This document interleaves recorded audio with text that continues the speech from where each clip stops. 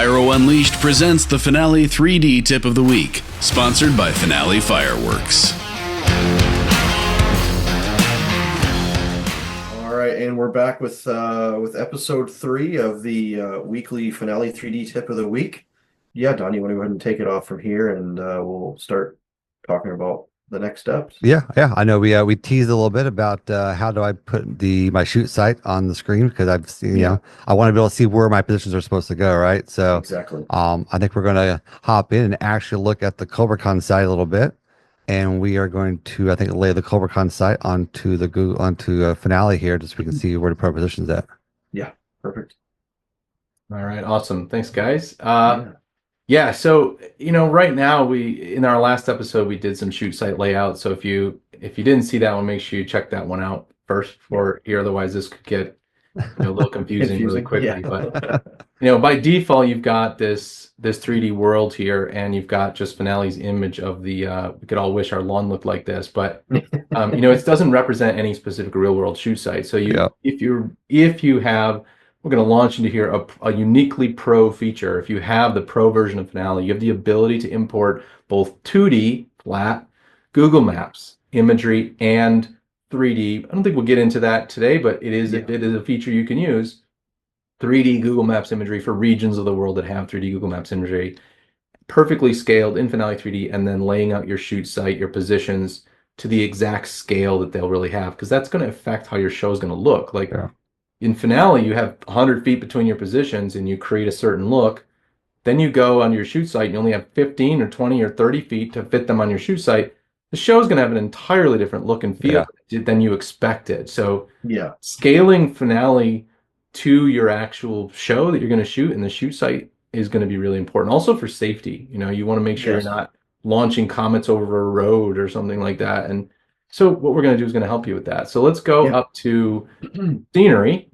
And again, this is a pro feature. So if you have the light or hobbyist version of Finale, you're not going to see this. You're not going to have access to it. But if I go into the ground images menu, I can choose set ground to Google Map.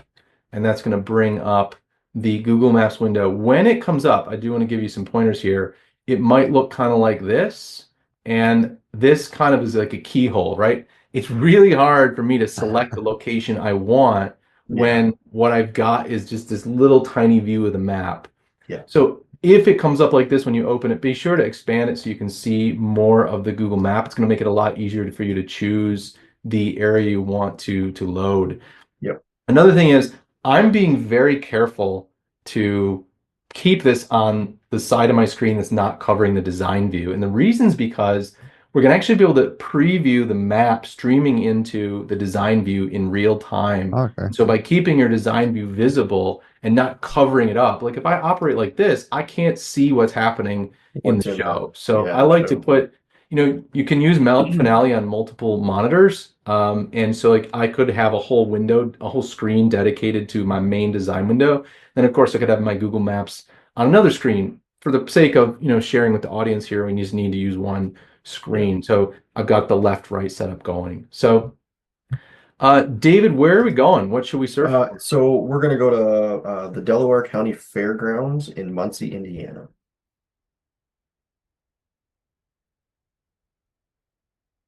All right, let's see. Nope, this is Muncie. There it is. There it is. All right. So this search works. It's intended to work the same way that it works on Google Maps. If you on Google Maps on your phone or Google Maps on a website, you can put in you can zoom in and out using your mouse wheel, and you can kind of scrub around. So you can zoom out and also find a place if you know where you're going. But if you just put in some coordinates, some Google Maps, you can put in GPS coordinates like you have here now. That's because I changed my location a little bit, or you can search for an address. Bottom line is we're trying to make it easy for you to be able to find the location. So and if you've been to CobraCon before, normally we would be setting up there, but it's going to be in a different site. Setup is going to be mainly on the Grand Champion Drive and Carnival. We're going to be just on the other side of Heartland Avenue. So let's go ahead and put Origin Man there, just to the left of Heartland Avenue. So Origin Man is this red pin here, and in our last video we talked Yeah, go on, about sorry. what Origin Man means, and if got to go check that out. Origin Man Yes. represents the center of our coordinate system, so we want to measure our position placement. We want to have he doesn't have to be in any particular place necessarily, but you don't want him in Timbuktu if you're shooting in Muncie, right? So in Google Maps here in this view, north is up. So north is up on my screen, and you don't rotate this view. North is always up. So we worry about any rotation that you want, we worry about that afterward. So all we're doing right now is we're picking a location and we're kind of putting Origin Man where we'd like. So I'll kind of just set him in the middle of the shoot site. I don't have to be exact. Yeah. But one tip is it does matter a little bit where you place him, because the quality of the Google Maps imagery in terms of the resolution is going to be highest at Origin Man, and there's going to be rings, almost like ripples in a pond, of lower resolution as the map is added further out. We can't add the highest resolution map for miles in every direction because it'll you'll have to have a supercomputer to render in real time. So that's why it's really important to put Origin Man where you want the highest quality imagery to appear. Okay. By default now you've got 3 checkboxes here, and by default you've only got the 2D Google Maps box checked. And if all we care about is a flat ground image, then we're done. All we have to do is Finale's telling us with the pulsing green preview logo, you either have 2 choices. You can cancel or you can preview. That's your child, or those are your options effectively, right? Unless you want to go into the 3D Maps world, which we're not going to do in this demo. So I'll just hit preview, and we remove the regular default grass, and Finale goes out and retrieves the 2D satellite, the latest version that we can get from Google.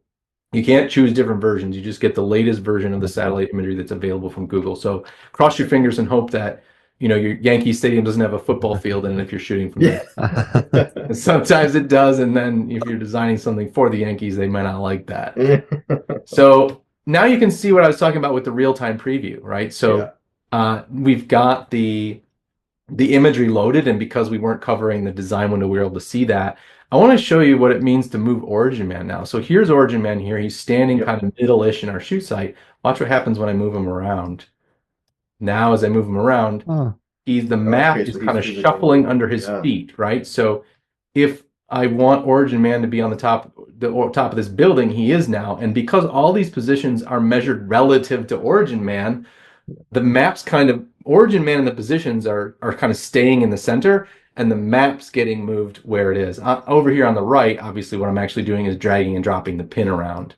So that's what moving, now that we have a map, and you can see the effect of moving Origin Man to a different point in the map. So we've got terrain brightness. This is normally set to 100%. I had turned it up to 200 to help everyone see the grass. You can control that here. So before you leave this window, you're going to want to set it to whatever you'd like. I'm going to leave it kind of turned up bright because it's going to help the audience kind of see the map. But you get control over, for 3D models, 3D Google Map models, you get control over the brightness and also some height. We won't get into that. But for the 2D, really what matters is the terrain brightness. You can set it later. You don't have to set it here, but it's helpful here as you're building your scene, it can be helpful to adjust it, to whatever you want. So I'm going to set it to 200.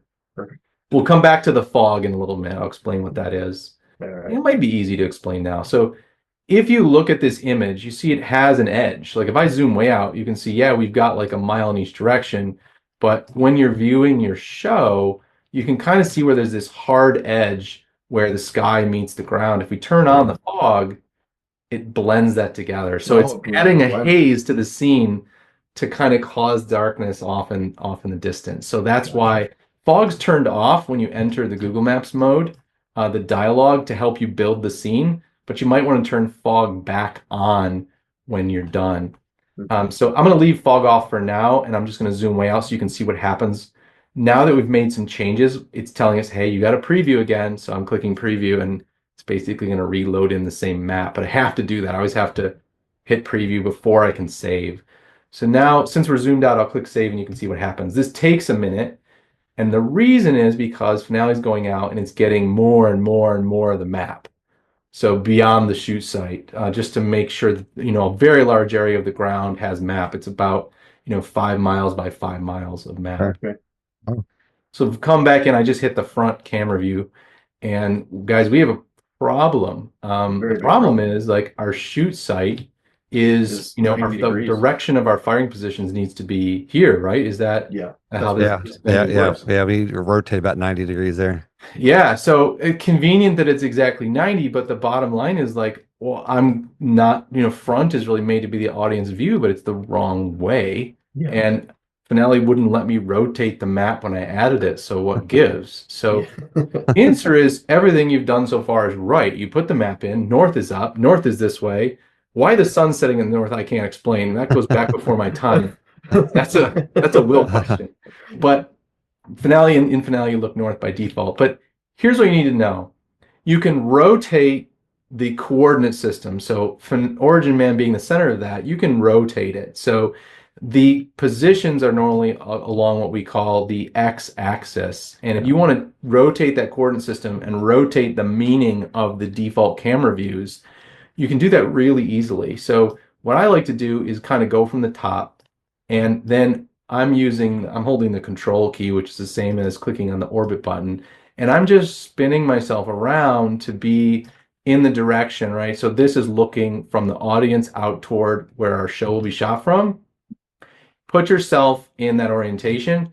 I like to use something like in this case, we have these streets, so we can use the street to line it up to get it really like, you don't want to be skewed like this. You want to be very straight. And then when you get it just right, all you have to do is right click on the ground and choose set as front view orientation. So I'll click that. And now it says front view 89 degrees. The front view orientation changes the front, top, and side camera presets and aligns the axis of the position rulers to the chosen compass angle. Yeah. So I click OK. And now when I click front, I'm looking from where the audience would be or close to it out over my shoot site. I'll kind of pan up here a little bit so you can see, that the direction is right. Yeah. However, my firing positions haven't moved. That's intentional. Like, we don't move the firing positions automatically. You really might not want that, right? Yeah. So it's really up to you to move the firing positions, a separate step. Generally, I recommend as a workflow, delete your firing positions. If you're starting from scratch, right? Delete the firing positions that Finale gives you. Add your Google map. Get your front view orientation set the way you want. Then add positions. And here's why. Check this out. Now that I've rotated my front view, if I do positions, let's add multiple to be fancy, drop in 15 positions, boom, they come in along the new rotated direction across the screen from left to right. So that's why I say create your scenery, add the Google map, then add your positions, because now they come in the right way. Now, I'm going to hit Control Z. Another tip for you in Finale, Control Z is undo. It's in the edit menu. Super, super powerful. At some point in your Finale journey, you're going to wreak all sorts of havoc on your show, and you're going to be in tears. You're going to appreciate the fact that as long as you don't close the Finale3D software, undo will get you back a long way. You can almost go back to the hours at a time. Like, if you keep pressing Control Z, you can go back almost infinitely. I don't test that, but you do have that option if you need it. So, but Drew, I decided to script my show and put my positions out there, and I add the map. Now I need to rotate all my positions. Yeah, your show's already scripted. You do not want to delete the positions. I don't delete attached to those positions. So you're absolutely right. So what we're going to do is show you how to rotate the positions that already exist, right? So I'm going to, for the simplicity for the audience, I'm going to start just with this line of positions here. So I'm going to go to the top view and I'm using my mouse wheel to zoom in and out. I'll shift, click, and drag a selection box, and I'm going to come into position 8. I can choose any one, but I'm going to come into front 8, right click, and I'll say rotate.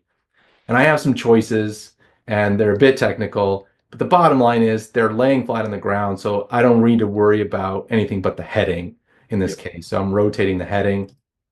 This brings out this dial where I can click on the little arrow and I can adjust them. So if I want increments of 22.5 to 40. So every increment here is 22.5 degrees. I can leave the arrow in close. If I want 5-degree increments, bring the arrow out a little further. If I want 1-degree increments, I drag the arrow out further still.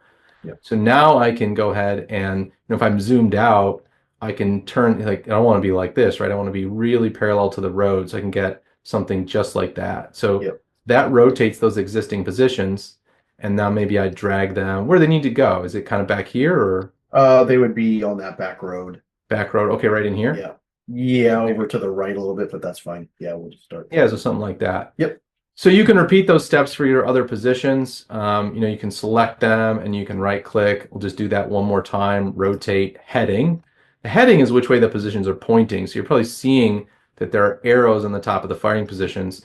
Those really should be, there are different ways that users use Finale, but really generally best practice is that those arrows point toward your audience. If those arrows are not pointing toward the audience, then the angles and things that are in the effects that you're shooting at different angles, the angles don't mean the same thing if your arrows aren't pointing the same way. The arrows affect how you angle affects products that are shooting in your show. So take care to point those toward your audience as a best practice, So something like that. And then be sure to lock down your position so they don't move. And then there we go. We kind of got everything kind of fixed up in a way. And our camera views now are kind of aligning with correct. Yep. With the direction of our shoot site. Another thing is, let's swing over here and look to the north again. Notice the sunset is not in the north anymore. The sunset is now over here. So it's still not in the west, but it's meant to be beautiful, so it's meant to be back here, and that's actually happening automatically. So when you change the front view, if I set the front view orientation, the sunset moves to be behind the scenes. So that's happening for you as a bonus, kind of in the background. So if I come over here and say, maybe I want to look just like this, right click, set as front view orientation. That's moving the sunset over there for me. So that's why the sunset still looks nice. And if you want to then dim the lighting in your scene, head over to the file menu and choose render settings. And then you can change the brightness of the sky. Think of these as percentages. So 2 means 200%. So like normal brightness would be like not 100. That'd be 100,000%. But you want 1 as 100% or 2 as 200%. So I'm just going to do 1. You don't have to use a decimal if you don't need it. Change the terrain brightness, maybe 1.5.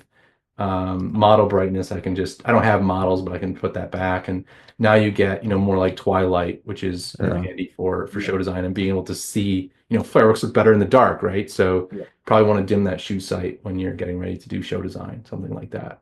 Yeah, let's drop an audio track in there and then we'll kind of see where we go then. Yeah, so we can take it to the next level here. So we already from our previous videos here, we had a few effects kind of just. And I can go ahead and click and drag over those, and I'll just delete them by tapping the delete key on my keyboard to kind of clear our slate. Typically, you're going to be putting in your music before you're inserting effects, because the music kind of dictates where you script your show. So just clear our slate here, and for adding in the hobbyist and pro version of Finale, you're going to add music from the music menu. The light version is a lot fewer menus. It has a show menu where you add song or soundtrack, but sticking with the hobbyist and pro theme here, go to the music menu and choose add song or soundtrack. And that brings you to an installation, a couple songs that are built into Finale. It always brings you up to this, just so like if you don't have any music on your computer, you've got something you can drop in when you're starting out. But if you have a big collection of music, for example, this is music that I purchased from Amazon, then you can just bring in a song. If you have music editing skills, you can create a soundtrack, a multi-song soundtrack outside of Finale3D in an application like Audacity. I like to say Audacity because it's free, it's open source, it's something that, it's a good way to get started editing music. So you can bring in individual songs, or you can bring in a completed, already edited soundtrack. So I'll just bring in a song and we'll see what happens here. There's the song, Finale3D adds it to the timeline, and Finale's also adjusted the duration of my timeline. If you've used other applications like video editing applications or audio editing applications like Audacity, you would probably be accustomed to them having kind of like an infinite timeline. As you scroll to the right, the timeline just keeps getting longer. Finale doesn't work that way. Finale has a timeline that's from 0 minutes up to 24 hours, and you, the user, get to decide. If you add a soundtrack, Finale adjusts the length. If you need to adjust the length of your timeline, you go to show and do set show duration. So like if we kind of know we want our show to be 15 minutes, you can just type 15M, boom, now my timeline has 15 minutes of breadth on it to be able to add more music. So here's my first song. It by default, it starts at time 0, and this is my waveform. So it shows me, it's the graphical version of the highs and lows in the music, peaks and valleys. So that's one song. Are there any restrictions on the type of audio files, like MP3, WAV files? Like what kind of file can I bring in? Yeah, it's a good question. So, and there is some glitching. I'm sure you guys are aware there's some glitchiness with certain types of audio files right now. So there is kind of a lot to unpack there. So let's start by saying Finale3D supports 2 audio file formats, MP3 and WAV. And this is a situation, as of today, February 6, 2025. On the MP3 side, there are some issues sometimes with some MP3s. I don't know what is special about those MP3s, but some MP3s, when brought into Finale, they work fine outside of Finale, but when brought into Finale, you get sort of what I would call an audio artifact, a pop or a click or like a static sound. It's not the audio file per se. It's definitely a Finale problem. But it's something that's you can work around it, and we will eventually fix it. I hope I hope sometime in the 2025 fireworks season, but there's a workaround. The workaround is if you convert that MP3 to a WAV file and then bring it into Finale, the problem goes away. Yep. Now, if you're a Cobra user and you use the audio box to play your music, if that means something to you, you'll know that you need MP3 to shoot your unit for your show, a soundtrack. Yeah, right. You can also fix those MP3s by, outside of Finale, converting them to WAV, and then converting the WAV back to MP3 using a tool like Audacity. Yeah. I don't know why, but if you convert MP3s to WAV and convert the waves back, it sort of cleans up whatever it is in that audio that Finale doesn't like. And converting to WAV is lossless, so you're not going to lose any quality when you convert to WAV. Yep. When you convert back to MP3, you're going to recompress it and make the file smaller, so that's going to introduce some more compression. But that is a solution you can use so that you don't have to deal with the audio artifacts. Okay. On the WAV file side, Finale doesn't support every kind of WAV.